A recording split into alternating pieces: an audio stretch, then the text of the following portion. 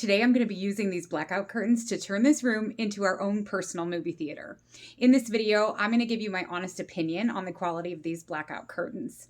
The seller did send these to us in exchange for a video. However, all of the views and opinions in this video are my own.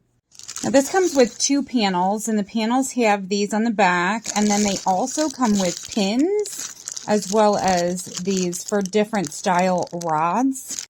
It is broad daylight in here, and just by putting these like in front of the door, you could see how much light comes in from up behind them. It blocks out almost all, if not all. I mean, you cannot see through these at all. As far as blackout curtains go, these are fantastic. See how bright it is? Nothing. Bright? Nothing.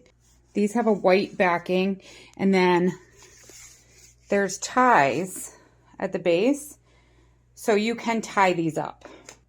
I tied them together here to keep this seam as tight as possible.